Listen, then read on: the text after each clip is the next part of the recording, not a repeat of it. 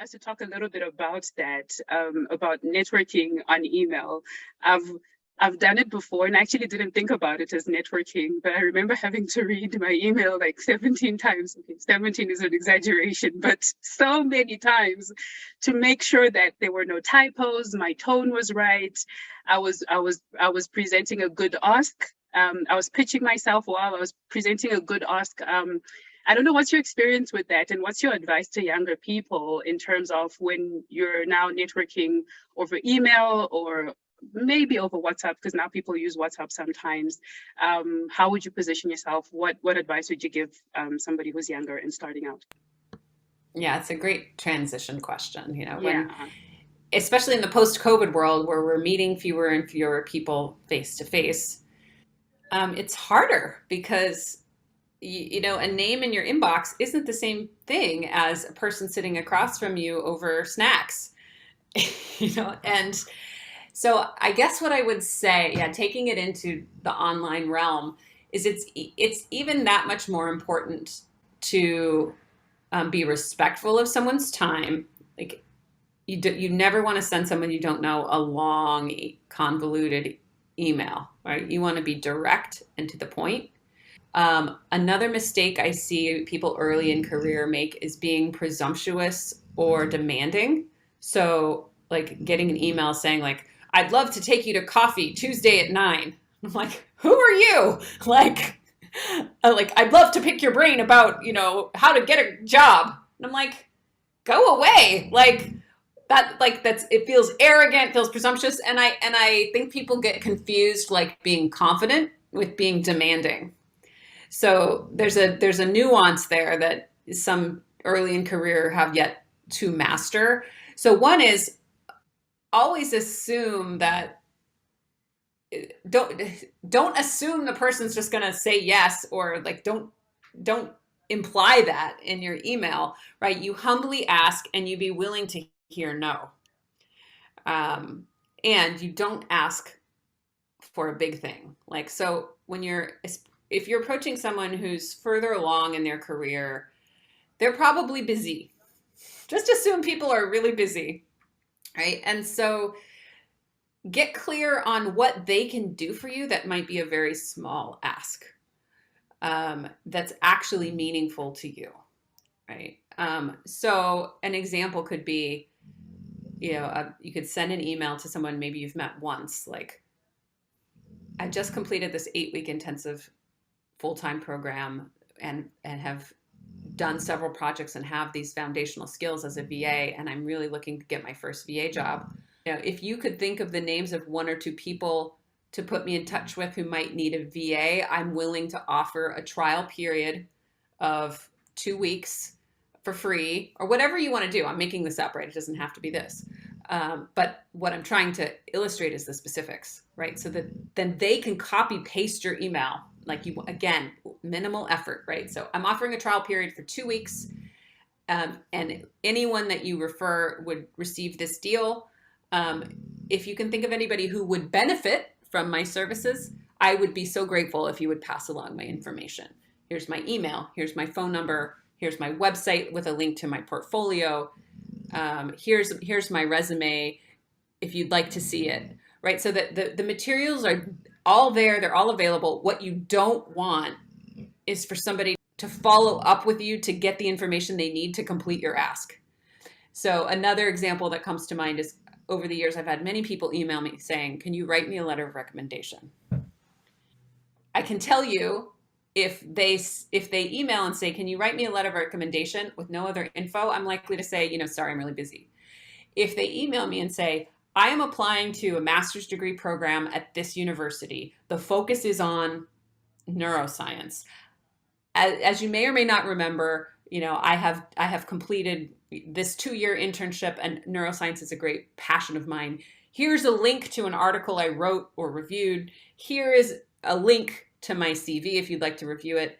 I am requesting that you write me a letter. I've included a bulleted list of elements you could choose to speak to if you so choose. I've also included a draft of the letter that you can choose to use as a template and modify, or choose to write your own, right? I'm way more likely to say yes to that because one, it's clear they know what they want. It's clear they've put in some effort and they're not just like tossing it over the fence to me. Oh, you make it happen for me, right? Like they've done everything in their power to make it as easy for me as possible. So one, they're demonstrating their competence just by doing that. And two, they're making my job a lot easier because then I gotta go in and then I can look at their templated letter and quickly change it, or I can be like, okay, I have enough inspiration, I'll just rewrite it, but in my own words. But again, reducing the amount of effort, right? So a clear ask, supporting materials. I actually, yeah, I resonate with what you're saying. And the words that are ringing in my head is help them to help you, help them help you. So if you approach somebody with just a blank canvas, an umbrella ask, no specifics, no details, you haven't made it easy for them to help you. And chances are they're just going to push you by the wayside, right?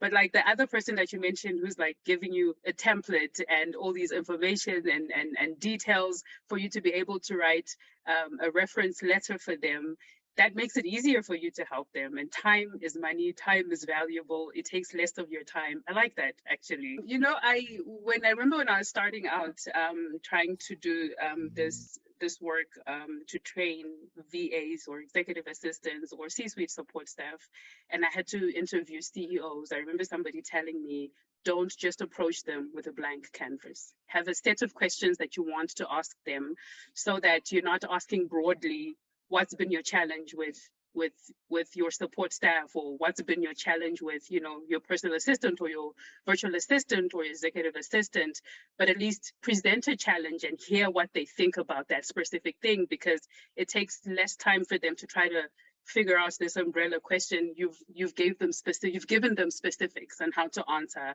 and on what you're looking for. I hope that makes sense. But yeah. Yeah, it does. And again, just we're saying the same thing in similar ways, right? You want to reduce the amount of effort that is required from the person you're asking for help. And in the case of a potential client or potential employer, like, and especially as a VA, that's your whole job, right? Your whole job is to make their life easier. It's to reduce their workload. And putting myself in the shoes of somebody who wants to hire a VA, one of my understandings is they're going to be afraid that the time it takes to onboard you and to check if you're competent and capable will be more than the time it takes for you to do the work and help them, right? So like the big question in a person's mind who's considering hiring a VA, for most people, is this going to cost me more time than I'm going to save by hiring them? Like most people are thinking that, right? And so the faster you can demonstrate directly and indirectly that you get their situation, that you are going to make their life easier, that you are fire and forget, that you listen, that you write things down, that you follow up, that you prioritize, that you check in with them. Like those are the things they're going to want to see right up front to know if it's worth even investing the time in onboarding you. Because anytime you're working with a new client, there's going to be a ramp up period, an onboarding period where you're getting access potentially to their calendar, where you're learning about their preferences, where you're getting, their frequent flyer information and their credit card number or whatever. All of that takes time. And so you want to make sure that they feel that that's a worthwhile investment of their time. And I would say for many people, the time investment is more valuable for them than the money, right? Like they are totally willing to pay. Like they're totally willing to pay if they know you're going to make their life easier, but they're reluctant to onboard you because they're worried that they're going to spend all this time, invest all this time, which is very valuable to them, and then they're not going to get a reduction in the workload that they want. Your value proposition, what are you bringing to the table that makes their life easier? And you're right, that's the whole purpose of being a virtual assistant, to improve your client's work life. Yeah, I like that. So besides having to, like, say, in terms of networking, you can show it by how you present your case, I guess, to somebody, or how you present yourself to somebody. I like the two examples that you give. Anything else that you can think of that would make someone who's up and coming and starting, like, show maybe their level of resourcefulness and effectiveness, and that they've thought this through, that they are willing to show initiation or initiative. Anything else that you can think of that could make them stand out and stick in someone's head, so that when the next opportunity comes along, they'll remember, right, Nicole, or right, Prudence said this. Anything else? Yeah, well, I think we're kind of talking about the realm now of making virtual connections. So potentially Right. connecting to people you don't know, which is it's more challenging territory, right? And you do have to have somewhat of a thick skin, because if you're sending out messages to people you don't actually know, expect not to hear back from them because they don't know you. Um, so one thing I would say is, even if you're trying to leverage the power of the internet, you're reaching out to people on LinkedIn, still try to I don't like the term leverage because it's also transactional, but leverage the people that you do know, even if those people are not looking for virtual assistants. So I think people make the mistake of, I'm just going to scour LinkedIn for people that I think might need an assistant, and I'm going to spam them. I'm going to spam 1,000 people with the same generic message. I would encourage people to take a more creative strategy and really cultivate personalized emails to people that you know, and or that maybe are in your network, and that could be people who are also like at your level, people who you went to university with, or maybe someone who's a little further ahead in career, and send them a nice message like that's personalized and short, like, hey, thinking about you, wondering how you're doing, um, wanted to let you know that I'm launching my career as a virtual assistant, and client referrals are really the way I prefer to find clients, rather than working with random people that I don't know. So I just wanted to put it on your radar that I'm doing that, and for anyone that might need virtual assistant services, and then provide specifics. Like, I'm available for as few as 5 committed hours per week per client. My rates are this if you want to include that. I offer, a, a discounted onboarding period.